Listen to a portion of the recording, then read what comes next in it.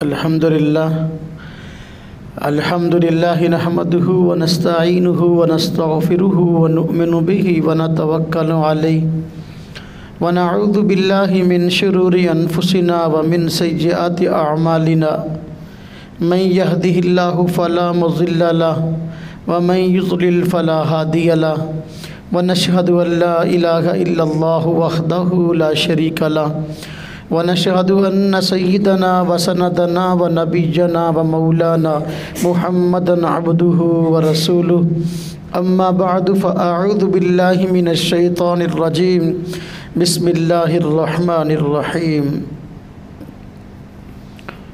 वत्तबि' सबील मन अनाब इलैहि आमनतु बिल्लाहि सदक़ल्लाहुल अज़ीम अल्लाहुम्मा सल्लि अला मुहम्मदिन व अला आलि मुहम्मद कमा सल्लैता अला इब्राहीम व अला आलि इब्राहीम इन्नका हमीदुम मजीद अल्लाहुम्मा बारिक अला मुहम्मदिन व अला आलि मुहम्मद कमा बारकता अला इब्राहीम व अला आलि इब्राहीम इन्नका हमीदुम मजीद।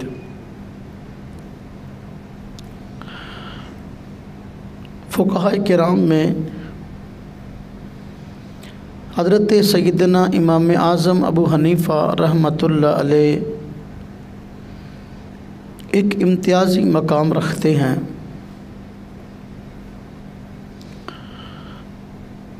अल्लाह तबारक व तआला ने आपको ऐसी बेहतरीन सिफ़ात से नवाजा था कि वक़्त के बड़े बड़े फ़ुक़हा किराम भी आपकी बेहतरीन फ़क़ीहाना सलाहियतों के न सिर्फ़ ये कि कायल थे बल्कि आपकी बेहतरीन फ़क़ीहाना सलाहियतों के मद्दाह नज़र आते थे। हज़रत इमाम आज़म अबू हनीफ़ा रहमतुल्लाह अलैह जिस तरह इल्म फ़िक़ह में अपनी मिसाल आप थे, इसलिए आपको इमाम आज़म का लक़ब दिया गया। इसी तरह इमाम आज़म अबू हनीफ़ा रहमतुल्लाह अलैह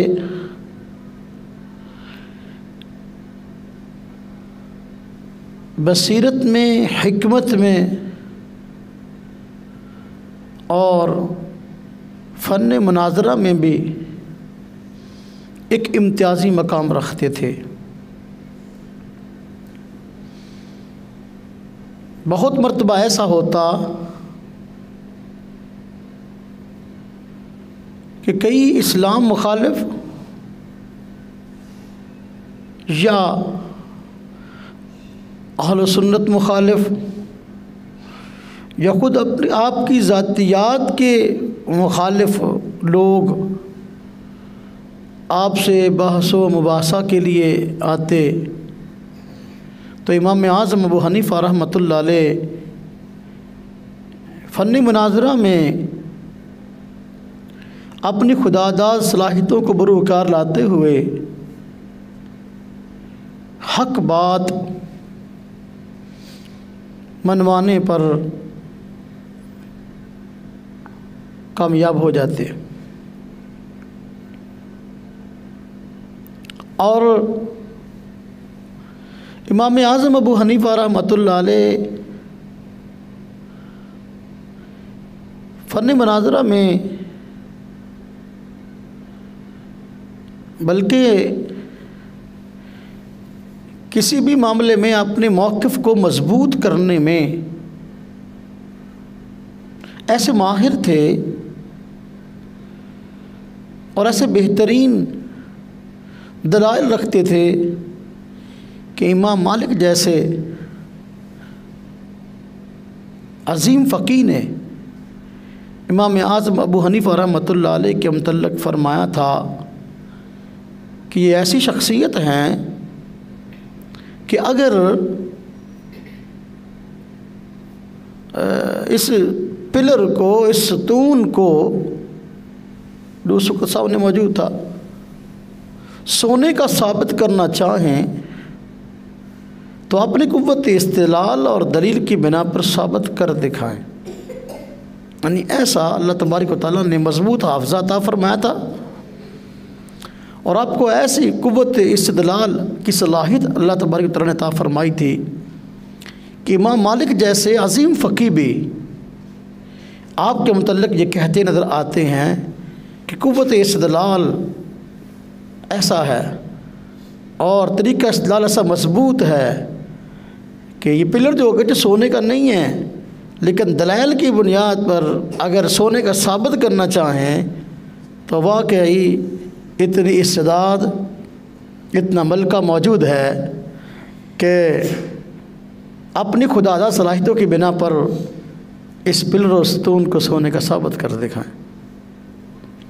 यही वजह कि मुख्तलिफ मौक़े पे बहुत से हज़रात आपसे मुकालमात के लिए, मुनाज़रात के लिए, मुबासों के लिए आए, ये इत्तिफ़ाक़न बसा औक़ात इकट्ठे हुए तो इमाम अबू हनीफ़ा रहमतुल्लाह अलैह ने अपने इसी खुदादा सलाहियतों को सामने रखते हुए उन हज़रात को अपने मौक़िफ़ पे लाजवाब कर दिया और आपने अपने मौक़िफ़ को उनके सामने बाकायदा दलाइल से साबित कर दिखाया। बहुत सारे मुनाज़रे इमाम अबू हनीफ़ा रहमतुल्लाह अलैह के मनकूल हैं। चंद एक का मुकालमों का और मुनाज़रों का तज़किरा करते हैं। इस तरह के मशहूर ताबी हैं हज़रत कतादा रज़ी अल्लाह ताला रहमतुल्लाह अलैह। तो एक मरतबा वो कूफा में तशरीफ़ लाए तो लोग उनके पास जमा हो गए। तो मशहूर मुहद्दिस हैं, तो बहुत बड़ी तादाद लोगों की उस वक़्त मौजूद थी। तो हज़रत कतादा ने फरमाया किसी ने कोई बात पूछनी हो तो पूछ ले। होता है ऐसा कि बस औक़ात बहुत सारे लोगों के दिलों के अंदर जो है सवालात होते हैं, इश्कालात होते हैं और ज़हनी खलजान होते हैं जिनको हल करना चाहता होता है बंदा। तो हज़रत कतादा ने फरमाया कि जिसके ज़हन में कोई बात हो पूछना चाहता हो तो पूछ ले। इमाम आज़म अबू हनीफ़ा रहमतुल्लाह अलैह भी वहाँ मौजूद थे। तो आपने फरमाया ठीक है। तो आपने इल्म फ़िक़्ह का एक मसला पूछ लिया। फरमाया हज़रत बात यह है कि अगर ऐसा हो कि एक औरत का खामंद एक अरसे से गायब हो गया, अब पता नहीं कि वो ज़िंदा है कि मुर्दा, मफकूद है, गायब है। इस वजह से उस औरत ने किसी दूसरे मर्द से शादी कर ली। अब दूसरे मर्द से उसकी औलाद भी पैदा हो गई। इसके बाद पहला खामद आ गया। पहला खामद आया तो अब उससे पूछा गया औलाद के मतलब, उसने कहा ये तो मेरी नहीं है, इन बीवी तो मेरी थी लेकिन औलाद मेरी नहीं है। जबकि दूसरा जो बाद में जिसने उससे शादी की खातून से, वो आदमी कह रहा है कि ये औलाद मेरी है। तो सवाल ये है, इमाम आज़म अबू हनीफ़ा रहमतुल्लाह अलैह ने हज़रत कतादा से पूछा कि सवाल ये है कि इन दो मर्दों में कौन ऐसा है जो अपनी बीवी पर बदकारी की तहमत लगा रहा है? कौन है? बदकारी की तहमत कौन लगा रहा है और कौन नहीं लगा रहा? अब इस मसले का हल क्या निकालेंगे? हज़रत कतादा सोच में पड़ गए। तो फरमाया कि ये मसला कहाँ पेश आया। चूँकि मुहद्दिस थे और अजीम मुहद्दिस थे तो कह बैठे भी किसी ने कुछ पूछना है तो पूछ ले। अब पूछने वाले तो हर फन के मतलब पूछ लेते हैं फिर, इसलिए मसला फ़िक़्ह का इमाम अबू हनीफ़ा रहमतुल्लाह अलैह ने पूछ लिया। अब जवाब तो ना बन पड़ा, तो फरमाने लगे ये मसला कहाँ पेश है। इमाम अबू हनीफा रहमतुल्लाह अलैह ने फरमाया कि पेश तो कहीं नहीं आया। आखिर में पेश ही नहीं आया तो फिर इसको हल करने की क्या ज़रूरत है। तो इमाम अबू हनीफा रहमतुल्लाह ने फरमाया हज़रत मसला ये है, बात ये है कि जब कहीं ये इस तरह हो जाएगा तो फिर अब इस मसले को हल करने की ज़रूरत सामने आएगी। लोग मुफ्ती के पीछे दौड़ेंगे, भागेंगे। अब क्या पता वक़्त पर उनको किस तरह का बंदा दस्तयाब हो जिस मसले का हल बता सके, दस्तयाब ना हो। तो लिहाजा ऐसा हो तो सकता है। इस मसले का हल आप बताएं वे क्या करें। तो आपने फरमाया हज़रत कतादा ने कि यार इसको छोड़ो, तफसीर के मतलब कुछ पूछ लो, फ़न तफसीर के मतलब कुछ पूछ लो। चूँकि मशहूर मुफस्सिर भी थे, तो आपने फरमाया चलो फ़न तफसीर के मतलब पूछ लेता हूँ। कुरान करीम में हज़रत सुलेमान अलैहिस्सलाम का वाक़या है, और उसमें आया ना कि मलका बिल्कीस का तख्त लाने का मामला सामने आया। तो हाज़रीन में से एक ने कहा कि मैं नज़र जपते ही उसका तख्त आपके पास ला हाज़िर करूँगा। जिस वो आसिफ बिन बरखिया उसका नाम था, हज़रत सुलेमान अलैहिस्सलाम के साथियों यानी मानने वालों में बंदा था। उसने कहा कि मैं बस आपकी आँख चबकते ही जो है ना उसको हाँ जी ले आऊँगा। अब इमाम अबू हनीफा ने इस पे सवाल किया कि हज़रत किस बिना पर इसने ये कहा था कि मैं, और वो ले भी आया, किस बिना पर ये बात कही थी उसने, या कैसे ये कर दिखाया। उन्होंने कहा जी उनके पास इसमें आज़म था, इसमें आज़म था, तो जिसकी वजह से उसने ये कर दिखाया। तो आपने सवाल किया कि क्या ये इसमें आज़म हज़रत सुलेमान अलैहिस्सलाम के पास नहीं था कि उनको ज़रूरत पेश आई कि आपने साथियों को फरमाने लगे कि कौन है जो उसका तख्त मेरे पास जल्दी ले आए। तो क्या ये इसमें आज़म जो आसिफ बिन बरखिया के पास था, तो ये इसमें आज़म हज़रत सुलेमान अलैहिस्सलाम के पास नहीं था। हालांकि वो नबी थे, नबी तो ज़्यादा इल्म वाला होता है आम लोगों से। अब जो है हज़रत कतादा इस पर परेशान हो गए। फरमाया यार तो इल्म कलाम के मतलब कुछ पूछ लो, इसको छोड़ो, इल्म कलाम इल्म अक़ीदा इसके मतलब कुछ पूछ लो। उन दिनों में एक मसला मुहद्दिसीन का चल रहा था कि मुहद्दिसीन उमूमन अगर उनसे पूछा जाता कि आप मोमिन हैं तो वो एहतियातन यूँ कहते थे इंशाअल्लाह, एहतियातन साथ कहते थे इंशाअल्लाह। तो इनसे पूछ लिया क्या आप मोमिन हैं, उसी बिना पे जो कि मुहद्दिस भी थे, तो क्या आप मोमिन हैं, तो फरमाने लगे उम्मीद है कि मैं मोमिन होऊंगा। तो हज़रत इमाम अबू हनीफा फरमाया देखो कि जब आप अल्लाह ताला पर ईमान रखते हैं, अंबिया पर ईमान रखते हैं, क़यामत पर ईमान रखते हैं, तो फिर आप ये उम्मीद की बात क्यों कर रहे हैं, आप यकीन की बात क्यों नहीं करते, आप यकीन की बात क्यों नहीं करते।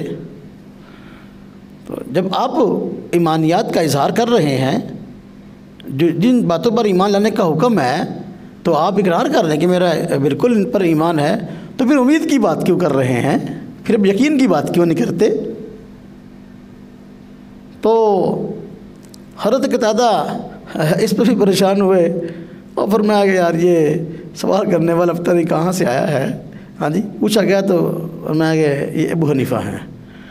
तो इमाम अबू हनीफ़ा रहमतुल्लाह अलैह को अल्लाह तबारक व तआला ने ऐसी खुदादा सलाहियत अता फरमाई थी कि अगर मुकालमे की बारी आती तो वाकई मुखातबीन को लाजवाब कर डालते। इमाम आज़म अबू हनीफ़ा रहमतुल्लाह अलैह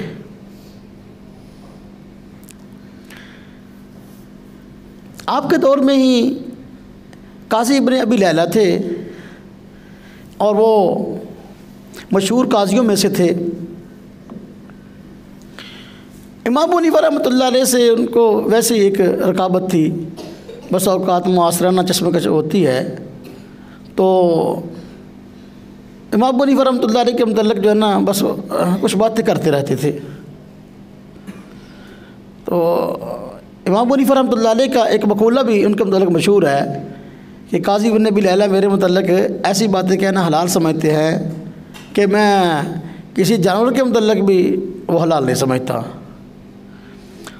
तो एक बार ऐसा हुआ कि काजी इब्न अबी लैला काजी थे, जज थे, कूफा की जामे मस्जिद में बैठकर फ़ैसले किया करते थे। तो एक मरतबा उनके सामने एक फ़ैसला आया, एक बाग का फ़ैसला आया। तो जिस बंदे के हक़ में गवाही देनी थी, मुद्दई के हक़ में कि बाग इसका है, वो गवाही के लिए सामने आया। तो काजी इब्न अबी लैला ने उससे पूछा, हाँ भाई, जिस बाग के मतलब तो गवाही दे रहा है कि ये बाग इसका है, तो इस बाग के मतलब तू क्या जानता है? तो बता सकता है कि इस बाग के अंदर कितने दरख्त हैं? इस बाग के अंदर तो गवाही दे रहा है कि ये इसका है, तो क्या तू उसके दरख्तों की तादाद जानता है कितनी है? अब वो बेचारा खामोश हो गया। उसने कहा, जी मैंने कौन गिने नहीं है, मुझे क्या पता ये दरख्त कितने हैं। तो आप काजी इब्न अबी लैला ने चूँकि गवाह पर जरा कर दिया, उन्होंने कहा देखो भाई ये तो जरा है, जिस चीज़ के अंदर तो तफसीली मालूमात नहीं रखता तो उसके मतलब कैसे गवाही जा सकता है कि भाई ये भाई वाकई इसकी है? वो तो लिहाजा जो है वो तेरी जरा मरदूद है। अब वो बेचारा वापस आया। तो वो जो गवाह था वो इमाम अबू हनीफा रहमतुल्लाह अलैह का हमसाया था। तो आया तो उसने अपनी परेशानी इमाम अबू हनीफा रहमतुल्लाह अलैह से जो है वो जिक्र की। अब इमाम अबू हनीफा रहमतुल्लाह अलैह ने जब सुना तो मुस्कुरा पड़े, कहा कि ये कौन सी जरा है? हाँ जी, ये तो कोई जरा नहीं है, गवाही रद्द नहीं करनी चाहिए थी। तो फरमाया कि आप जाकर काजी साहब से एक सवाल पूछ लो। तो उसने कहा, जी क्या पूछूं? कहा, काजी साहब से जाकर पूछो कि जिस कूफा की मस्जिद में बैठकर 20 साल से वो फैसले करते हैं, अदालत लगाई हुई है, 20 साल से फैसले कर रहे हैं, जाकर उससे पूछो कि हमें बताओ कि इस मस्जिद के कुल सतून कितने हैं, पिलर कितने हैं। तो वो गया और जाकर उसने पूछ लिया कि हज़रत ये कूफा की मस्जिद जहाँ आप फ़ैसले करते हैं, 20 साल से आप यहाँ फ़ैसले कर रहे हैं, तो आप ये बताएं कि इसके जो है वो कुल सतून और पिलर कितने हैं। अब काजी मस्जिद बहुत बड़ी थी, तो काजी साहब ने कौन से गिने हुए थे? कहने लगे, ये क्या सवाल है करने का जो आपने मुझसे पूछा? तो उसने कहा, जी वो क्या सवाल था करने का जो आपने मुझसे पूछा था कि जिस बाग के मतलब आप गवाही दे रहे हैं कि जो है उस बाग के दरख्त कितने हैं। अगर मुझे दरख्तों का इल्म नहीं तो आप 20 साल, हालांकि देखें आप 20 साल इस मस्जिद में हो गए आपको गुजारते हुए, तो आपको इसके पिलरों की तादाद पता नहीं है, तो मुझे उस बाग के मतलब क्या पता होगा उसके दरख्त कितने हैं, जबकि मैं जानता हूँ उसकी मलकियत में है बस सिर्फ। अब काजी इब्न लैला इस पर शर्मिंदा भी हुए और माजरत भी की, उससे गवाही को भी कबूल कर लिया। तो ये इमाम आज़म अबू हनीफा रहमतुल्लाह अलैह, अल्लाह तबारक व तआला ने उनको ऐसी खुदादा सलाहियत अता फरमाई थी कि बात की तह तक पहुंचा करते थे और बात की तह में पहुंचकर फिर कोई फ़ैसला फरमाया करते थे। तो इसी पर और बहुत सारे वाक़यात हैं, जिस तरह के वो मसला रफ़ुल यदैन के मुतल्लिक़ इमाम औज़ाई से आपका मुनाज़रा मशहूर है कि एक मरतबा ऐसा हुआ कि दोनों हज़रात इकट्ठे हो गए, इमाम अबू हनीफा रहमतुल्लाह अलैह भी और इमाम औज़ाई रहमतुल्लाह अलैह भी। तो इमाम औज़ाई रहमतुल्लाह अलैह रफ़ुल यदैन के कायल थे, तो इमाम अबू हनीफा रहमतुल्लाह अलैह सवाए शुरू नमाज के रफ़ा यदैन के कायल नहीं थे। तो इमाम औज़ाई ने एतराज़ कर दिया, कहा कि तुम्हें क्या हो गया इराक़ वालों को कि रुकू को जाते उड़ते हुए रफ़ा यदैन नहीं करते, हालांकि इस पे हदीस मौजूद है और हदीस सुना दी अपनी सनद से कि देखो इसको ज़ोहरी रिवायत करते हैं इमाम ज़ोहरी, और इमाम ज़ोहरी से सालम रिवायत करते हैं और सालम से अब्दुल्लाह बिन उमर रिवायत करते हैं। ओ और वो नबी पाक सल्लम से रिवायत करते हैं इस रफ़ा दैन को, फिर आप रफ़ा दैन क्यों नहीं करते? तो इमाम अबू हनीफा रहमतुल्लाह अलैह ने फ़ौरन फरमाया कि देखो मैंने खुद जो है वो ये बात अपने उस्ताद इमाम हम्माद से सुनी है, जो मशहूर ताबी हैं, तो और वो रफ़ा दैन रुकू का नकल नहीं करते। इमाम हम्माद इसको नकल करते हैं इमाम इब्राहिम नख़ई से, और इमाम इब्राहिम नख़ई इसको नकल करते हैं हज़रत अलकमा से, और हज़रत अलकमा इसको नकल करते हैं अब्दुल्लाह बिन मसूद रज़ी अल्लाह अन्हु से, और अब्दुल्लाह बिन मसूद रज़ी अल्लाह अन्हु जो है वो नकल करते हैं नबी पाक सल्लल्लाहु अलैहि वसल्लम से। अब दोनों ने अपने अपनी सनदें पेश कर दी। अब दोनों ने जब अपने अपनी हदीस सनद के साथ पेश कर दी, अब इमाम औज़ाई को इस पर एतराज़ हो गया। कहा देखो मैं जो सनद पेश कर रहा हूँ तो आप इससे कैसे इनकार करते हैं?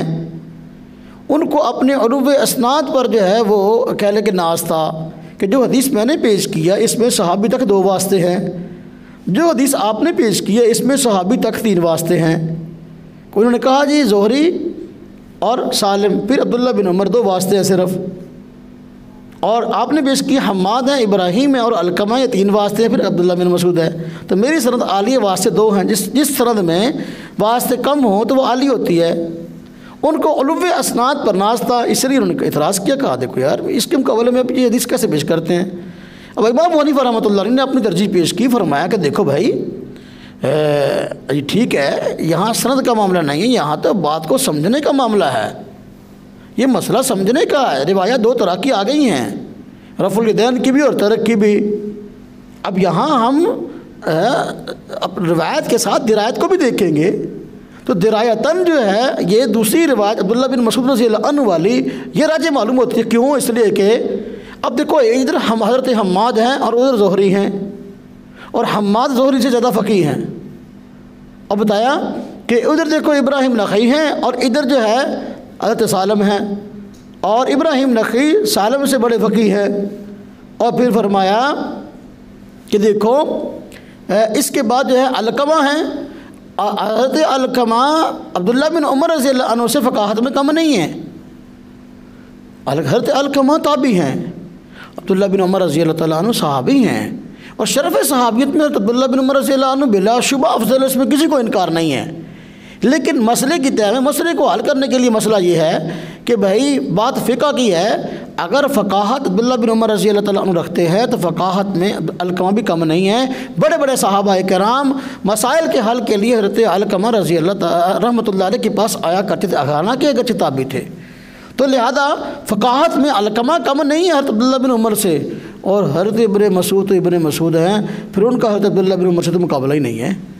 जब ये बात हज़रत इमाम अबू हनीफा रहमतुल्लाह अलैह ने फरमाई तो इमाम औज़ाई रहमतुल्लाह अलैह खामोश हो गए। तो ये तरजीहात हैं बात की। देखिए हज़रत अब्दुल्लाह बिन उमर रज़ी अल्लाह अन्हु, हज़रत अब्दुल्लाह बिन मसूद रज़ी अल्लाह अन्हु दोनों सहाबी हैं। आप एक आप सल्लल्लाहु अलैहि वसल्लम से रफ़ा दैन को नकल करते हैं, दूसरे नहीं। अगरचे दलाइल इस पर मौजूद हैं कि अब्दुल्लाह बिन उमर रज़ी अल्लाह तआला अन्हु से भी तरक़ की रिवायत पर भी हैं, जिस तरह की मुस्नद हुमैदी के अंदर रिवायत है और सही अबू अवाना के अंदर रिवायत मौजूद है कि वो खुद जो है वो नकल फरमाते हैं नबी पाक सल्लल्लाहु अलैहि वसल्लम से कि शुरू का रफ़ा दैन और रुकू के मतलब फरमाया कि रफ़ा दैन नहीं करते थे।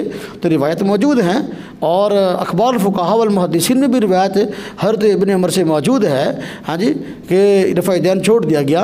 और इसी तरह आपके शागिर्द हज़रत मुजाहिद फरमाते हैं कि मैंने जो ग़ालिबन 10 साल तक जो है हज़रत अब्दुल्लाह बिन उमर रज़ी अल्लाह अन्हु के पीछे नमाज़ पढ़ी, मैंने उनको रफ़ा दैन करते नहीं देखा। तो इस तरह की रिवायत मौजूद है। लेकिन फिर भी अगर रिवायत रफ़ा दैन की आई है तो फरमाया कि इसके मुकाबले में तर्क जो है हज़रत अब्दुल्लाह बिन मसूद रज़ी अल्लाह अन्हु साबित है। अब्दुल्लाह बिन मसूद रज़ी अल्लाह अन्हु वो सहाबी हैं कि जो उम्र में अब्दुल्लाह बिन उमर रज़ी अल्लाह अन्हु से बड़े हुए थे, और नबी पाक सल्लल्लाहु अलैहि वसल्लम का फरमान था कि भाई नमाज में मेरे करीब वो लोग खड़े हुआ करें जो सियाने हैं, समझदार हैं, ज़्यादा इल्म व अक़ल वाले हैं, मेरे पीछे वो खड़े हुआ करें। उस दौर में अब्दुल्लाह बिन उमर रज़ी अल्लाह अन्हु का शुमार बच्चों में था, अब्दुल्लाह बिन मसूद रज़ी अल्लाह अन्हु का शुमार जो है वो बड़ों में था। अब्दुल्लाह बिन उमर बच्चों में थे, इब्ने मसूद बड़ों में थे। हुज़ूर नबी पाक सल्लम के पीछे ज़ाहिर बात अब्दुल्ला बिन मसूद खड़े होते थे। अब्दुल्ला बिन उमर तो अब पता नहीं दूसरी साहब में, पता नहीं तीसरी में, पता नहीं कौन सी में खड़े होते थे। तो लिहाजा उस बंदे को ज़्यादा पता है हुज़ूर नबी पाक सल्लम ने आखिरी दौर तक रफ़ा यदैन किया कि नहीं किया, कि जो बिल्कुल पीछे खड़ा है, या दूसरी तीसरी चौथी साहब वाले बंदे को पता है कि भाई रफ़ा यदैन आखिर दम तक किया कि नहीं किया। तो हज़रत इमाम अबू हनीफा रहमतुल्लाह अलैह ने दलील के साथ अपने मौक़िफ़ को मजबूत कर दिया। इसी तरह एक मरतबा एक ग्रोह इकट्ठा होकर इमाम अबू हनीफा रहमतुल्लाह अलैह से इस मसले पे मुनाज़रे के लिए आ गया कि इमाम के पीछे कुरान पढ़ना चाहिए। यानी बात रात कहते हैं ना फातिहा पढ़ो, इसके बगैर नमाज नहीं होती। को इस तरह के लोग आ गए। अगरचे वो ग्रोह उस वक्त तो मौजूद नहीं था, बेहस्ते ग्रोह, तो शवाफ़ी इसके कायल थे। हाँ जी, तो हालांकि शवाफ़ी बाद में आए हैं, यानी कुछ लोग उस वक्त ऐसे थे जो कायल थे इस मसले के। तो वो आ गए इमाम अबू हनीफा रहमतुल्लाह अलैह से मुनाज़रा करने के लिए कि जी हम आपसे इस मसला पे मुनाज़रा मुबासा करना चाहते हैं कि इमाम के पीछे कुरान पढ़ना ज़रूरी है, मुक्तदी का सिर्फ सुनना काफ़ी नहीं होगा। और चूँकि वो लोग ज़्यादा थे, आपने फरमाया भाई बात ये है कि आप लोग तो कई हो, मैं आप कई लोगों से इकट्ठे कैसे बात कर सकता हूँ। इसी तो बात जो है समझने समझाने में दिक्कत पेश आएगी। आप सब लोग मुझसे मुबासा करोगे, कोई एक बंदा जो है आपस में मिलकर मशवरे से चुन लो और वो मुझसे बात कर ले, बाकी सब खामोश रहो। तो उन्होंने कहा चलो ठीक है। आपस में मशवरा किया तो कहा कि जो है हम सब खामोश रहेंगे, ये फ़लाँ साहब है तो ये हमारी तरफ से मुतकल्लम होंगे, आपसे बात करेंगे और हम खामोशी के साथ सुनेंगे। जब उन्होंने ये बात की, इमाम अबू हनीफा रहमतुल्लाह अलैह ने फरमाया अच्छा, जब ये बात यहाँ तक पहुँच गई कि आप लोग इस बात पे आमादा हो गए हैं कि भाई ये एक बंदा तुम सबकी तर्जमानी करेगा और बाकी सब खामोश रहेंगे, तो इसी की बात तुम्हारी बात होगी, तो फिर तो भाई मुनाज़रे का फ़ैसला तो हो गया। वो बड़े हैरान हुए, मुनाज़रा तो अभी शुरू भी नहीं हुआ तो मुनाज़रे का फ़ैसला कैसे हो गया। है इमाम अबू हनीफा रहमतुल्लाह अलैह ने फरमाया कि भाई फ़ैसला तो इस तरह हो गया जब तुम लोगों ने खुद ही इस बात को तस्लीम कर लिया कि भाई ये बंदा हमारा नुमाइंदा है, इसकी बात हमारी बात है और ये बात करेगा तो हम खामोश रहेंगे। तो नमाज के अंदर इमाम जो होता है वो हम सब का नुमाइंदा होता है, लिहाजा जब वो क़िरात करता है तो उसका कुरान पढ़ना हमारा कुरान पढ़ना शुमार होता है। इसलिए हदीस पाक में है मन कान लहु इमामुन फ़क़िरातुल इमाम लहु क़िरा। फिर नमाज के अंदर जो बंदा नमाज़ पढ़ रहा है और जमात से नमाज़ पढ़ रहा है तो उसका इमाम है, तो फिर इमाम का कुरान पढ़ना मुक़्तदी कुरान पढ़ना शुमार होता है। जब इस मसले में आपने इसको अपना नुमाइंदा तस्लीम कर लिया तो कुरान पाक इमाम के पीछे पढ़ने के मसला में नुमाइंदा क्यों तस्लीम नहीं करते। अब इस पर वो बेचारे लाजवाब होके चले गए। तो इमाम अबू हनीफा रहमतुल्लाह अलैह को अल्लाह तबारक व तआला ने ऐसी खुदादा सलाहियत अता फरमाई थी कि मुश्किल से मुश्किल मसले का हल भी बड़ी आसान ताबीरात के साथ लोगों के सामने पेश फरमा दिया करते थे। अल्लाह तबारक व तआला ने आपको ये सलाहियतें अता फरमाई थी। एक मरतबा ऐसा हुआ कि हज़रत इमाम बाकर रहमतुल्लाह अलैह से इमाम अबू हनीफा रहमतुल्लाह अलैह की मुलाकात हुई। इमाम बाकर ये अहले सुन्नत वल जमात के मुक़्तदा हैं और शिया हज़रात इसको अपने इमामों में शुमार कर लेते हैं और अहले बैत के जो है वो चश्मो चराग हैं। तो बाहर कैफ हज़रत इमाम बाकर रहमतुल्लाह अलैह से मुलाकात हो गई। इमाम बाकर रहमतुल्लाह अलैह को बाज़ ज़राए से इस बात का इल्म हुआ कि इमाम अबू हनीफा रहमतुल्लाह अलैह ये कुरान और हदीस के ख़िलाफ़ फ़ैसले करते हैं। कुछ लोग थे और ज़माने में होते हैं इस तरह के कि जो अहले हक़ के मतलब गलत फहमियाँ फैलाते रहते हैं। तो आपके मालूमात में ये बात आई कि इमाम अबू हनीफा रहमतुल्लाह अलैह कुरान और हदीस के ख़िलाफ़ फ़ैसले करते हैं और कुरान और हदीस के ख़िलाफ़ क़ियास को तरजीह देते हैं। इमाम अबू हनीफा रहमतुल्लाह अलैह के मतलब ये बात है फैलाई गई थी। हर इमाम बाकर की मालूमात में ये बात आई तो मुलाकात हुई तो पहली बात ही मुलाकात के बाद आपने ये फरमा दी तो वही है जो कुरान हदीस के ख़िलाफ़ क़ियास की बातें करता है। अब इमाम अबू हनीफा रहमतुल्लाह अलैह बड़ी अक़ीदत से मिले और फरमाया हज़रत बात ऐसी नहीं है, जैसे आपने सुनी है। मुखालिफिन जो होते हैं वो तो तरह तरह की बातें मशहूर करते हैं, बात ऐसी कोई बात नहीं है। अगर तशरीफ़ रखें तो मैं पूरी बात आपको समझा सकता हूँ मेरा मौक़िफ़ क्या है। मैं क़ियास को तरजीह देता हूँ कुरान और हदीस पर या नहीं, तो मैं ये समझा सकता हूँ, बता सकता हूँ। फिर मैं बैठ के तो आपने बड़े अदब से फिर बात करनी शुरू की। फिर मैं आपसे एक बात, पहला सवाल ये करता हूँ, आप मुझे फरमाएं कि मर्द और औरत में कमज़ोर कौन है? मर्द और औरत में कमज़ोर कौन है? मर्द कमज़ोर है या औरत? तो हर इमाम बाकर ने फरमाया कि ज़ाहिर बात है औरत कमज़ोर है। फरमाया अगर औरत कमज़ोर है तो कमज़ोर को जायदाद में हिस्सा ज़्यादा मिलना चाहिए, कम मिलना चाहिए? क़ियास का तकाज़ा ये कि जो कमज़ोर है उसको जायदाद में हिस्सा ज़्यादा मिले, जो ताकतवर है उसको कम मिले। तो लिहाजा क़ियास के मुताबिक औरत को जायदाद में हिस्सा दोहरा मिलना चाहिए और मर्द को गहरा मिलना चाहिए।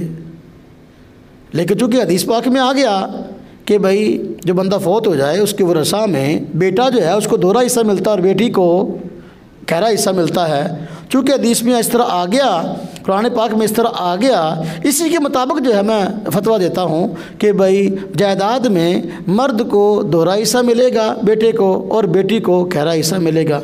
अगर मैं कुरान और हदीस के मुकाबले में क़ियास को तरजीह देता होता तो मैं फतवा ये देता कि औरत को ज़्यादा हिस्सा मिले मर्द से, हालांकि ऐसा नहीं। आप फरमाए वाह। अच्छा, फिर आपने दूसरा सवाल किया, हज़रत मुझे ये बात फरमाएं, नमाज और रोज़े में से अफजल कौन है? नमाज और रोज़े में से अफजल कौन है? तो आपने फरमाया कि बिलाशुबा नमाज है। तो आपने फरमाया कि अच्छा नमाज है। औरत जिन दिनों में नापाक होती है तो वक्ती तौर पर तो नमाज भी नहीं पढ़ सकती और रोज़ा भी नहीं रख सकती, लेकिन रोज़े की क़ज़ा है और नमाज की क़ज़ा उस पर नहीं है। क़ियास का तकाज़ा ये है कि उस औरत पर नमाज की क़ज़ा हो और रोज़े की क़ज़ा ना हो। क्यों? नमाज अफजल है रोज़े से, तो नमाज की क़ज़ा होनी चाहिए। क़ियास का तकाज़ा ये है, रोज़े की क़ज़ा नहीं होनी चाहिए। लेकिन चूँकि हुज़ूर नबी पाक सल्लल्लाहु अलैहि वसल्लम का ये फ़ैसला है और आपका इरशाद है कि औरत ये नमाज की क़ज़ा नहीं करेगी, रोज़े की क़ज़ा करेगी, इस वजह से मैं भी यही फतवा देता हूँ कि औरत जिन दिनों में नापाक है तो वो रोज़े की क़ज़ा तो बाद में करेगी, जब पाक हो जाएगी नमाज की क़ज़ा नहीं करेगी। अगर मैं क़ियास को हदीस पर तरजीह देता होता तो मैं ये फतवा देता कि औरत नमाज की क़ज़ा करे और रोज़े की क़ज़ा ना करे, इसलिए कि क़ियास का फ़ैसला यही है।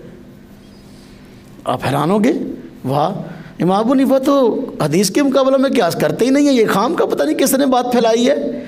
आपने तीसरा सवाल फिर और पूछा, हज़रत मुझे ये बात इरशाद फरमाएं कि पेशाब ज़्यादा नापाक है या मनी ज़्यादा नापाक है? मर्द को इंज़ाल हो, इत्तिलाम हो तो मनी निकलती है, क्या वो मनी ज़्यादा नापाक है या पेशाब? तो हज़रत इमाम बाकर ने फरमाया कि बिलाशुबा जो पेशाब है ये ज़्यादा नापाक है। फरमाया अच्छा हज़रत पेशाब ज़्यादा नापाक है तो फिर क़ियास का तकाज़ा ये है कि जब बंदा पेशाब करे तो गुस्ल वाजिब होना चाहिए। जब पेशाब ज़्यादा नापाक है, ज़्यादा नापाक चीज़ निकले तब गुस्ल वाजिब होना चाहिए ना। लेकिन चूँकि हदीस पाक में आया है कि बंदा पेशाब करे तो गुस्ल वाजिब नहीं होता, हाँ अगर वज़ू है तो वो टूट जाएगा, दोबारा करना पड़ेगा। लेकिन अगर मनी निकले इंसाल की सूरत में या इहतिलाम की सूरत में तब जो है गुस्ल वाजिब होता है। चूँकि हदीस पाक में इस तरह आया है, मैं फतवा भी इसी तरह देता हूँ। अगर मैं हदीस पर क़ियास को तरजीह देता होता तो मैं फतवा ये देता कि भाई जो बंदा पेशाब करे तो चूँकि पेशाब ज़्यादा नापाक है इसलिए पेशाब के बाद गुस्ल वाजिब होना चाहिए, हालांकि मैं फतवा नहीं देता। तो फिर ये किसने कह दिया, ये किस तरह इंसाफ है कि मेरे बारे में कहा जाए कि मैं क़ियास को हदीस पर तरजीह देता हूँ? बात ऐसी नहीं है। हज़रत इमाम बाकर रहमतुल्लाह अलैह ने जब इमाम अबू हनीफा रहमतुल्लाह अलैह की गुफ्तगू सुनी तो हैरान हो गए और इमाम अबू हनीफा रहमतुल्लाह अलैह की पेशानी का बोसा दिया और फरमाया वाह क्या तेरा उम्दा कलाम है, क्या तेरी उम्दा बातें हैं। तो मुझे तो खाम खाई ऐसे ही किसी ने जो है ना इस तरह की बातें बताई तो मैं समझा शायद आप इसी तरह करते हैं कि क्यास को तरजीह देते हैं हाँ जी हदीस पर, जबकि आपकी बातें सुनकर मुझे बात मालूम हुई कि ना ना आप तो आशिक़ रसूल हैं। हाँ जी मैं अपने अल्फाज में कहता हूँ कि आप तो आशिक़ रसूल हैं, आप हदीस की होते हुए क्यास करते ही नहीं हैं। खैर इमाम अबू हनीफा रहमतुल्लाह अलैह एक दिन कूफा की जामे मस्जिद में बैठे दरस दे रहे थे, फ़िक़ा पढ़ा रहे थे। अब फ़िक़ा चूँकि गहरी समझ का नाम है, सतही बंदों को गहरी बातें कहाँ समझ में आती हैं। फ़िक़ा क्या है?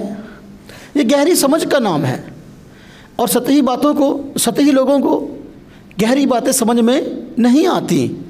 इसलिए आप कूफा की जामे मस्जिद में दरस दे रहे थे तो एक बंदा वहाँ आ गुज़रा और उसने आकर, सतही बंदा था, उसने आकर एतराज़ कर दिया, कहने लगा ये क्या क्यास आराइयाँ हैं, यानी ये मस्जिद के अंदर बैठकर क्या हो रहा है, ये क्या क्यास आराइयाँ हैं। सबसे पहला क्यास तो शैतान ने किया था। अब उसने ये बात की तो भरे चुके मजमे में उसने बात की थी तो लोग भी परेशान हो गए कि भाई इतना बड़ा फ़कीह और कूफा की जामे मस्जिद में इतने बड़े पैमाने पर लोग बैठे हैं और उनको दरस दे रहा है, एक आम बंदा आकर कह रहा है कि ये क्या क्यास आराइयाँ हैं कि सबसे पहले क्यास शैतान ने किया। तो परेशान हो गए लोग।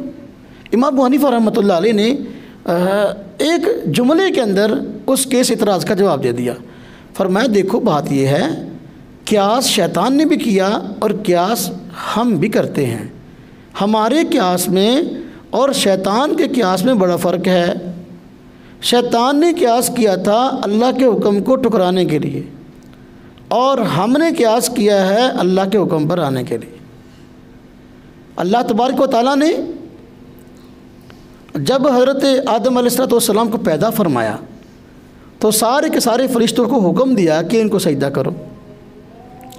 तो चूँकि उस वक़्त इब्लीस भी वहाँ मौजूद था, फरिश्तों के साथ रहता था, फरिश्ते ज़मीन पर से उसको आसमान पर अल्लाह की इजाज़त से ले गए थे, तो उसको भी हुक्म था कि तुम भी सजदा करो, लेकिन उसने इनकार कर दिया।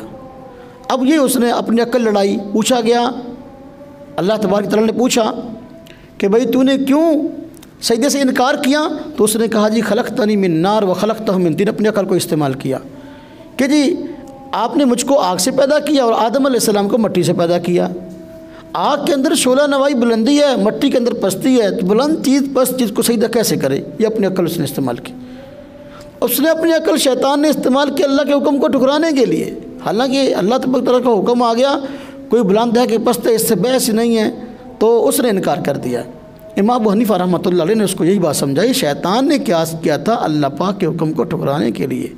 अपनी अकल को उसने इस्तेमाल किया अल्लाह पाक के हुक्म को ठुकराने के लिए, जबकि हम अपनी अकल को इस्तेमाल कर रहे हैं अल्लाह तबारक तआला के हुक्म पर आने के लिए। भी किसी न किसी तरीके से हमें अल्लाह तबारक तआला के अहकामात समझ में आ जाएं और हम इस पर कमा हक़्क़ुहु अमल करने वाले बन जाएं, तो शैतान के अकल इस्तेमाल करने में और हमारे अकल इस्तेमाल करने में ज़मीन व आसमान का फ़र्क है। तो इमाम आदम अबू हनीफा रहमतुल्लाह अलैह को अल्लाह तबारक व तआला ने बहुत बड़ी फ़क़ाहत और बहुत बड़ी बसीरत से नवाजा था और मुश्किल से मुश्किल बात का, मुश्किल से मुश्किल मामलात और मसाइल का हल आप बड़ी ही आसानी के साथ दे दिया करते थे और मुखातब को बहुत जल्दी बात समझा देते। एक मरतबा ऐसा हुआ, खलीफा मंसूर जो उस वक़्त का बादशाह था, उसके दरबार में एक उसका खादिम था। तो बादशाहों के दरबार में चूँकि उस दौर में ज़रा लोगों का दीन की तरफ रुझान ज़्यादा था, तो बादशाहों के दरबार में उलमा और फ़ुक़हा के तज़किरे चलते रहते थे और उलमा और फ़ुक़हा का आना जाना भी रहता था। चूँकि वो इल्म दोस्त लोग थे, किसी न किसी दर्जे में उनको दीन से मोहब्बत थी, तो इमाम अबू हनीफा रहमतुल्लाह अलैह के तज़किरे बादशाह के दरबार में होते तो अहले इल्म लोग करते। तो जो खलीफा मंसूर का ख़ादम था, पता नहीं किस वजह से इमाम अबू हनीफा रहमतुल्लाह अलैह से उसको चिढ़ हो गई, हसद हो गया कि ये तज़किरे यहाँ इमाम अबू हनीफा के होते रहते हैं। तो उसने इमाम अबू हनीफा रहमतुल्लाह अलैह के मुतल्लिक़ ऐसी झूठी मूठी बातें बादशाह के ज़हन में डालनी शुरू कर दी। अब बादशाह ने कहा मंसूर ने कि भाई ऐसा ना करो, वो बहुत बड़े आदमी हैं, आप खामखाई जो है उसके मुतल्लिक़ झूठी मूठी बातें मुझे ना कहा करो, ये अच्छी बात नहीं है। नहीं, उसने कहा कि मैं बहुत बड़ा इल्म वाला हूँ। इमाम अबू हनीफा के पास इल्म कहाँ से आ गया? लोग ऐसे ही उसको बहुत बड़ा आलिम कहते हैं। अगर आपने उसके साथ मेरी को मजलिस करवानी है इल्मी, तो मैं इसके लिए भी तैयार हूँ। मेरे पास ऐसे सवाल हैं कि इमाम अबू हनीफा के पास उसके जवाब नहीं है। बादशाह ने कहा यार ऐसे ना कहो। उसने कहा नहीं ऐसा है। उसने कहा चलो ठीक है, कभी इमाम अबू हनीफा आए तो फिर मैं इंशाल्लाह मजलिस करवा लूँगा, बैठ जाएंगे इंशाल्लाह, सवाल जवाब हो जाएंगे। लेकिन अगर तो लाजवाब हो गया फिर उसको जूते पड़ेंगे। एक दिन ऐसा हुआ कि इमाम अबू हनीफा रहमतुल्लाह अलैह आ गए, तो अब वो भी आ गया कि मेरे सवाल हैं। अब बहुत सारे ऐसे लोग होते हैं जिनको बस औक़ात दीनी मसाइल से और दीन की हकीकत से, नमाज रोज़े से गर्ज नहीं होती, लेकिन खाम खाई इधर उधर के सवाल करना उनकी आदत होती है। जो मसला पूछने का वो नहीं पूछते, और जो मसला नहीं पूछने का उसकी तय में खाम खा जाते रहते हैं और लोगों से सवाल करते रहते हैं, ये कैसे है, ये कैसे है, ये कैसे है। एक बंदे ने एक दिन मुझसे व्हाट्सएप पे मसला पूछा, मुझे कहने लगा, क्योंकि बहुत बड़ी तादाद अल्हम्दुलिल्लाह मसाइल पूछने वालों की 30-32 हज़ार बंदा होता है कि माशाल्लाह ऐड वो मसाइल पूछते हैं। तो बाद लोग इधर उधर की बातें पूछ लेते हैं। एक बंदा मुझे कहने लगा एक दिन, कहता जी हमें ये बताया कि नूह अलैहिस्सलाम के दादे का नाम क्या था। मैंने कहा अभी आपका इस चीज़ से क्या ताल्लुक, आपसे तो ये बात नहीं पूछेगी। आप मुझे बताएंगे नमाज के जो बुनियादी मसाइल हैं, वज़ू के जो बुनियादी मसाइल हैं, पाकी नापाकी के, वो आपको नहीं आते, वो आपसे पूछो यार, उसका आपको फ़ायदा होगा। और इसका आपकी अमली ज़िंदगी ताल्लुक है, उस चीज़ से आपका क्या ताल्लुक है। नहीं कहता जी मुझे ये बताएं। मैंने कहा मैं ऐसे मसले नहीं बताता, मैं ऐसे मसले नहीं बताता, मैं तो सादे से मसले नमाज रोज़े के बताता हूँ। अगर वो आप पूछना चाहते हैं तो पूछ लें। अगर इस तरह की बातें करने तो मेरे पास आप चल के आएँ, फिर मैं आपको इन सवालों का जवाब दूँगा। खैर इमाम अबू हनीफा रहमतुल्लाह अलैह आ गए और उसने कहा जी मेरे कुछ सवाल हैं। इमाम अबू हनीफा रहमतुल्लाह अलैह ने फरमाया पूछ लो। अब उसने कहा मेरा पहला सवाल ये है कि जिस जगह आप, उसने कहा मेरा पहला सवाल ये है कि बिल्कुल दुनिया का बीच कौन सा हिस्सा, यानी दुनिया का दरमियान कौन सा है, दुनिया का ज़मीन का दरमियान कौन सा है, पहला उसने सवाल किया। अब इमाम अबू हनीफा रहमतुल्लाह अलैह ने जवाब दिया कि जिस जगह तू बैठा है यही दुनिया का बीच है। अब वो इसका इनकार भी ना कर सके, अगर करेगा दलील देनी पड़ेगी भी। क्यों? इमाम अबू हनीफा रहमतुल्लाह अलैह ने, चूँकि आजकल भी हमारी साइंस भी कहती है दुनिया गोल है, ज़मीन गोल है, जब गोल होगा तो उसका बीच कौन सा होगा? ज़मीन गोल है तो उसका बीच क्या होगा? जहाँ को बैठा है वही उसका बीच है। तो आपने फरमाया कि भाई जहाँ तो बैठा है वही उसका बीच है। अच्छा, उसने फ़ौरन दूसरा सवाल किया। इमाम अबू हनीफा से कहने लगा कि ये बताएं कि दुनिया में सर वाले ज़्यादा हैं अफराद या पाँव वाले? इमाम अबू हनीफा ने फरमाया कि पाँव वाले ज़्यादा हैं। अच्छा, अब उसने तीसरा सवाल किया, ये बताएं कि इस दुनिया में नर ज़्यादा हैं या मादा ज़्यादा हैं? इमाम अबू हनीफा ने फरमाया कि देखो बात ये है कि मादा भी बहुत है, नर भी बहुत है, लेकिन तू ना नर है ना मादा है। जब ये इमाम अबू हनीफा ने जवाब दिया, अब वो उसका जवाब समझ गया, वो समझ गया, दूसरे लोगों के समझ में ना आया, इसलिए कि वो उसके पास मर्दाना सलाहियत नहीं थी, वो बेचारे की ज़ायल थी। हमें पंजाबी में कहते हैं ना बंदा खसी है, मैं हंसाने के लिए नहीं अर्ज़ कर रहा, बस अर्ज़ कर रहा हूँ। आपने इसलिए बादशाह फरमाई, उसके साथ यही मामला था। फरमाया कि तू ना नर है ना मादा है। अब इस पर वो इतना शर्मिंदा हुआ कि फ़ौरन मजलिस छोड़ के बाहर निकल गया। तो बादशाह ने कहा बुलाओ इसको, लगाओ जूते। ये कई दिन से कह रहा था कि इमाम अबू हनीफा रहमतुल्लाह अलैह से मैंने सवालात करने। तो मेरे भाइयों, मेरे दोस्तों, मेरे अजीज़ों, अगर किसी आलिम दीन से, किसी साले से, किसी नेक से वास्ता पड़े, उसकी मजलिस में बैठें, तो अब खामखा इधर उधर की बातें नहीं पूछनी चाहिए। अपनी अमली ज़िंदगी से मुतल्लिक़ पूछ कर उसको अपनी अमली ज़िंदगी में लाना चाहिए। बाज़ बंदे होते हैं वो बताना चाहते होते हैं कि हमारे पास बहुत इल्म है और शायद तुमसे ज़्यादा इल्म है, इसलिए सवाल पूछते हैं, ये लाजवाब हो जाए तो सबके सामने हम कहें वाह हमने ऐसा सवाल किया, इसका जवाब फ़लाँ अल्लामा को भी ना आया। ऐसा नहीं। अगर उलमा की मजलिस नसीब हो जाए, सुलहा की मजलिस नसीब हो जाए, तो ये गनीमत समझ कर उनसे कोई अपनी अमली ज़िंदगी से मुताल्लिक़ बात पूछ लेनी चाहिए। इसी का फ़ायदा है और इसी के ज़रिए इंशाअल्लाह ताला दुनिया और आखिरत की कामयाबियाँ हैं। खैर, तो मैं बात अर्ज़ कर रहा था, इमाम अबू हनीफ़ा रहमतुल्लाह अलैह को अल्लाह तबारक व तआला ने बहुत बसीरत और फ़हम अता फ़रमाया था। मुश्किल से मुश्किल मसाइल का हल भी आप बड़ी आसानी के साथ निकाल लेते थे। एक मरतबा ऐसा हुआ कि एक राफ़ज़ी यानी शिया इमाम अबू हनीफ़ा रहमतुल्लाह अलैह से मुबाहसे की गरज से आ गया और उसने सोचा था कि इमाम अबू हनीफ़ा रहमतुल्लाह अलैह से कुछ लाजवाब सवालात करूँगा।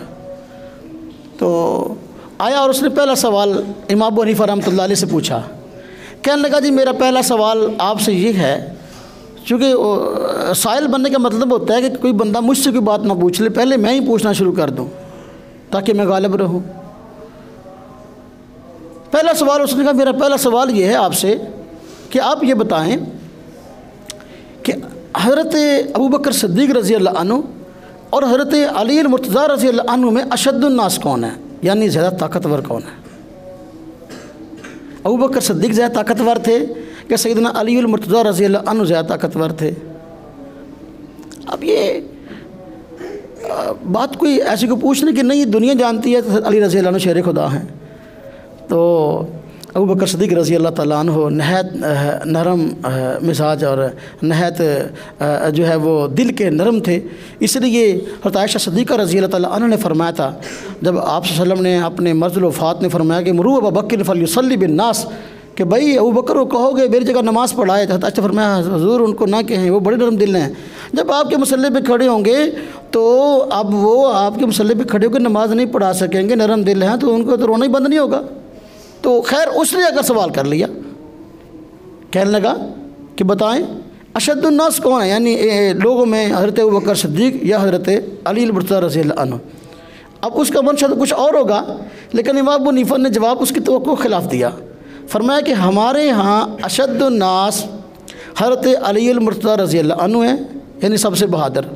हमारे यहाँ सबसे बहादुर हज़रत अली मुर्तज़ा रज़ी अल्लाह अन्हु हैं और तुम्हारे यहाँ सबसे बहादुर अबू बकर सिद्दीक़ रज़ी अल्लाह अन्हु हैं। वो बड़ा हैरान हुआ, उसने कहा ये क्या हमारे मतलब आप बात कर रहे हैं कि अबू बकर सिद्दीक़ रज़ी अल्लाह अन्हु हमारे यहाँ जो है वो सबसे बहादुर है, हमारे यहाँ कैसे बहादुर हैं वो? आपने तो उल्टा जवाब दिया। फरमाया नहीं। फिर आपने मसला समझाया। फरमाया देखो तुम कहते हो कि हुज़ूर नबी पाक सल्लल्लाहु अलैहि वसल्लम के बाद सबसे पहले खलीफा हज़रत अली मुर्तज़ा रज़ी अल्लाह अन्हु थे, हक़ तो उनका था खलीफा बनते, लेकिन यह हक़ अबू बकर सिद्दीक़ ने छीन लिया। तो हज़रत अली रज़ी अल्लाह अन्हु जानते भी थे कि भाई मैं खलीफा मैं हूँ और हुकूमत मेरी होनी चाहिए थी आप सल्लम के बाद, लेकिन इसके बाद अली रज़ी अल्लाह अन्हु सारी ज़िंदगी डरते ही रहे और अपना हक़ अबू बकर सिद्दीक़ से ना ले सके। तो फिर अबू बकर सिद्दीक़ ज़्यादा ताकतवर हुए, अली रज़ी अल्लाह अन्हु ज़्यादा ताकतवर हुए। बात समझ आई?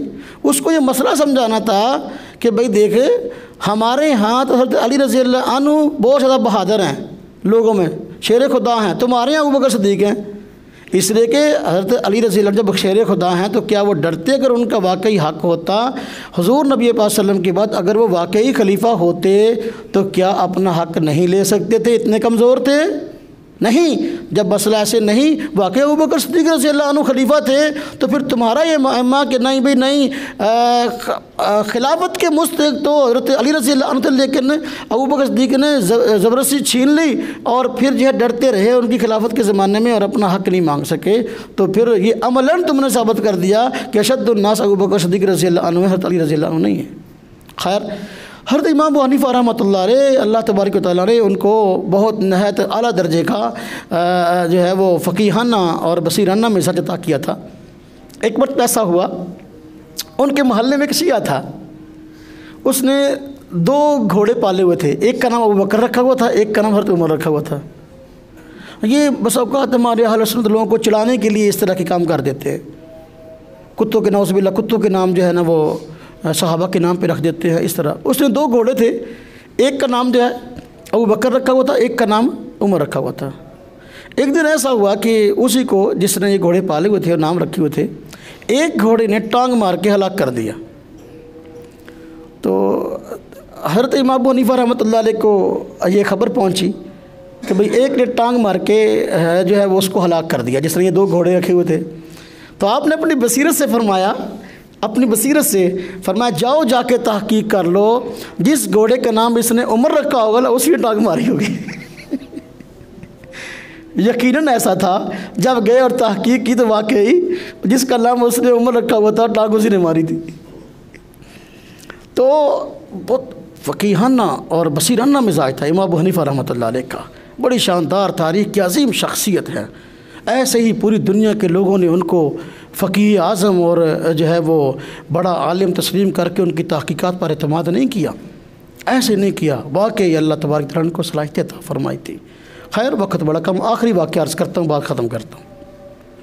इमाम अबू हनीफा रहमतुल्लाह अलैह के पास एक मरतबा कुछ लोग आए, उन्होंने कहा कि करीब एक जजीरा है, तो वहाँ का जो हुक्मरान है वो दहरिया है, कम्युनिस्ट है, रब ताला की वजूद पर ईमान नहीं रखता, और वो कहता है कोई बंदा मुझसे इस मसले पर मुबासा करना चाहे तो कर ले, और हमने आपका नाम दिया है कि इमाम अबू हनीफा रहमतुल्लाह अलैह ऐसी सलाहियत रखते हैं कि तुझसे बात कर सके। उसने कहा है कि ठीक है, उनको बुला लो, तो मैं बात करने को तैयार हूँ, और हम वक़्त और जगह भी तय कर रहे हैं, उसी के पास हमने जाना है फ़लाँ दिन फ़लाँ वक़्त में, तो आप तैयार रहें, तो उस वक़्त आपने वहाँ पहुँचना है। इमाम अबू हनीफा रहमतुल्लाह अलैह ने फरमाया ठीक है, इंशाअल्लाह मैं आ जाऊँगा। अब वो दिन आ गया, वो दिन आया, लोग वहाँ जहाँ उसने अपना मजलिस रखी थी मुबासे की, तो वहाँ उसने बड़े लोग इकट्ठे किए हुए थे कि देखना आज ये अबू हनीफा आएगा, तो ये कह मुसलमानों को कहते हैं बहुत बड़ा आलिम है, ये आएगा, देखना मैं इसका क्या अशर करता हूँ। हाँ जी, तो इमाम अबू हनीफा रहमतुल्लाह अलैह जो वक़्त तय था ना उससे कुछ लेट पहुँचे, जानबूझकर कुछ दिन लेट पहुँचे। अब जब लेट पहुँचे तो वो वहाँ बैठा था पहले, चूँकि उसका तो वो घर था, उसका वो दरबार तो हुक्मरान था वहाँ का, इसलिए वो बातें कर रहा था कि देखो ये आ गया, नहीं आया, देखो भाग गया, और इस तरह है, देखो ये वाकई झूठा था, मैं पहले कहता था वो नहीं आएगा। वो इस तरह की बातें कर रहा था। इमाम अबू हनीफा आ गए, तब इमाम अबू हनीफा रहमतुल्लाह अलैह आ गए, तो अब बात शुरू हो गई। कहने लगा कि जी वक़्त इतने बजे का तय था, जबकि आप लेट आए हैं, तो आप अपने लेट आने की वजह बयान करें। तो इमाम अबू हनीफा रहमतुल्लाह अलैह फरमाया देखो भाई बात यह है कि चूँकि आप और मेरे दरमियान एक जो है वो पानी का सिलसिला हायल था, तो एक जजीरे में रहता है और मैंने पानी को क्रॉस करके आना था, तो मुझे ज़रा कश्ती के हासिल करने में ज़रा ताख़ीर हो गई। कि हुआ यूँ कि मैं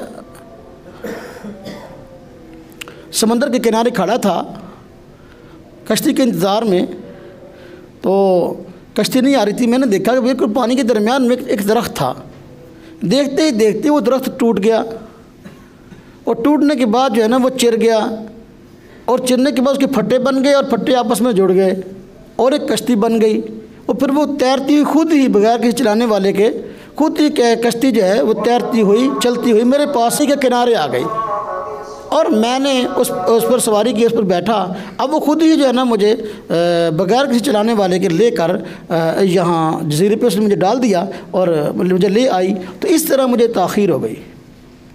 अब वो हंसने लगा बड़े ज़ोर ज़ोर से, और कहना मजाक उड़ने लगा था, देखो ऐसा कभी होता है कि एक कश्ती बगैर किसी बनाने वाले के बन जाए और फिर चलाने वाला भी कोई नहीं। तो कहता वो कश्ती खुद ब खुद बन गई और फिर मेरे पे चल के आ गई। हाँ जी, और फिर मैं बैठ गया और बगैर चलाने वाले के उसने जब मुझे सवार करके मुझे किनारे पहुंचा दिया, बगैर चलाने वाले के चल गई। ये ना तो बगैर किसी बनाने वाले के बन सकती है कश्ती और ना चलाने वाले के चल सकती है, इसकी बात अकल में आती है।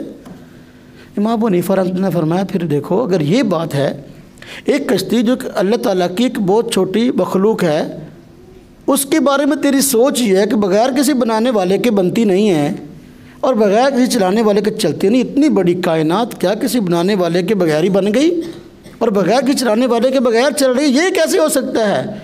ये तो फिर तेरी सोच, तेरी ये बात रब ताला के वजूद पर दलील है कि वाकई ये कायनात बग़ैर किसी बनाने वाले के नहीं बनी, बल्कि अल्लाह ताला की ज़ात ने इसको बनाया है, और बग़ैर चलाने वाले के नहीं चल रही, बल्कि रब ताला की ज़ात मौजूद है जो उसको चला रही है।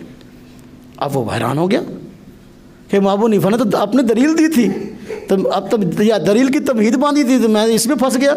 अब उसने फ़ौरन दूसरा सवाल किया, कहने लगा अच्छा ये जो बंदा झूठा होता है ना, जब वो अपने सवाल में फंस जाता है तो फ़ौरन दूसरा सवाल करता है ताकि शर्मिंदगी ख़त्म हो जाए, वो दूसरे सवाल में फंस जाए अगर इसमें नहीं फंसा तो। दूसरा उसने सवाल किया, कहने लगा कि अच्छा मेरा दूसरा सवाल ये है कि फ़ौरन उसने अपना सवाल किया, कहने लगा कि मुझे ये बताएं कि अगर रब मौजूद है तो फिर इस वक्त कहाँ है? आप कहते हैं रब मौजूद है, इस वक्त कहाँ है? इमाम अबू हनीफा रहमतुल्लाह फरमाया शम्मा जलाई जाए। तो उस दौर में चूँकि बिजली तो होती नहीं थी, शम्मा यानी अपना चिराग जलते, लाइटें जलती या और रोशनी के ज़राए थे, शम्मा जलाई गई। अब शम्मा को फरमाया कि इसको यहाँ रख दो, वो दरमियान में मजलिस के दरमियान में रख दी गई। अब आपने मसला समझा, उसने कहा कि बताओ आपका रब है कहाँ? फरमाया कि देखो ये शम्मा जल गई है, आप मुझे बताओ कि इस शम्मा की रोशनी किस तरफ है? इस शम्मा की रोशनी किस तरफ है? अब वो सोचने बढ़ गया, क्या बताऊँ ये शम्मा की रोशनी किस तरफ है? मशरिक़ की तरफ है, मगरिब की तरफ है, शमाल है, जुनूब है। उसने कहा जी शम्मा की रोशनी तो हर तरफ फैली हुई है, हर जगह मौजूद है। फरमाया मेरा रब भी है, उसकी तजल्लियात हर जगह मौजूद है। अब उसने फ़ौरन तीसरा सवाल किया, कहता अच्छा अगर ये बात है कि रब मौजूद है तो फिर मेरा इसमें तीसरा सवाल ये है कि आपका रब इस वक्त क्या कर रहा है? अगर मौजूद है इस वक्त क्या कर रहा है? इमाम अबू हनीफा रहमतुल्लाह अलैह चूँकि वो अपने जो है वो सीट पे बैठा था, इमाम अबू हनीफा रहमतुल्लाह अलैह उसके साथ दूसरी सीट पे बैठे थे। तो आपने फरमाया अपनी जगह से उठो। वो उठा, आपने उसको उसी जगह से उठाया और ख़ुद वहाँ बैठ गए। फरमाया मेरा रब तुझे इस जगह से उठा रहा है और मुझे बिठा रहा है। अब वो लाजवाब हो गया, उसने कलमा पढ़ा और मुसलमान हो गया। इमाम आदम अबू हनीफा रहमतुल्लाह अलैह उम्मत मुस्लिमा की अजीम शख्सियत थे। अल्लाह तबारक व तआला ने उनको इंतहा फरासत और बहुत बड़े हाफ़िज़ से नवाजा था। तो अल्लाह ताला का शुक्र है, अल्लाह तबारक व तआला ने इस्लाम को ऐसी अजीम शख्सियत अता फ़रमाई है कि आज तक दुनिया जिनके लोहा को मानती चली आ रही है। इस वक्त पूरी दुनिया के जितने निज़ाम हैं, आप किसी भी मुल्क का आइन खोल के देखें, आइन खोलें और बैनुल-अक़वामी ताल्लुकात के लिहाज से वहाँ जो उसकी सिक्के लिखी हुई हैं ना, उन सिक्कों को पढ़ेंगे तो ये सिक्के वो हैं जो इमाम आदम अबू हनीफा रहमतुल्लाह अलैह और उनके शागिर्दों ने लिखी हुई हैं। गैर मुस्लिम ममालिक जितने भी हैं, अब उनके आइन खोल लेंगे ना, दूसरे ममालिक से ताल्लुकात कैसे होने चाहिए, पॉलिसी कैसी होनी चाहिए, वो पॉलिसियाँ वो हैं जो इमाम अबू हनीफा रहमतुल्लाह अलैह उनके शागिर्दों की बयान की हुई है। इमाम अबू हनीफा रहमतुल्लाह अलैह किताब सीर सगीर सीर कबीर मौजूद है, तो वहाँ पर इमाम अबू हनीफा रहमतुल्लाह अलैह ने वाकई जो है आपके शागिर्द इमाम मोहम्मद ने उसके अंदर बड़ी तफसील के साथ ये बातें नकल की और भी बहुत सारी बातें हैं। तो वहाँ से इन लोगों ने इस्तिफ़ादा किया है, काफ़र भी उनसे इस्तिफ़ादा करने पर मजबूर है। इसलिए एक अंग्रेज़ ने जब इमाम मोहम्मद रहमतुल्लाह जो इमाम अबू हनीफा रहमतुल्लाह अलैह के शागिर्द थे, हाँ जी, उनकी किताबों को पढ़ा। हाँ जी, किताबुल असल छपी है इमाम मोहम्मद रहमतुल्लाह अलैह की, जो है इतनी जल्दों में है, तो उस पर तहक़ीक़ करने वाला भी एक अंग्रेज़ है। तो उसने जब इमाम मोहम्मद रहमतुल्लाह अलैह के अंग्रेज़ ने उलूम को पढ़ा तो कहने लगा ये छोटे मोहम्मद के इल्म का ये हाल है तो बड़े मोहम्मद का इल्म क्या होगा। हाँ जी, कहने पे मजबूर हो गया। अल्लाह तबारक व तआला हमें वाकई उलमा से दीन को सीख कर समझ कर अमल करने की तौफ़ीक़ अता फ़रमाए। व आखिर दावाना अनिल हम्दुलिल्लाहि रब्बिल आलमीन।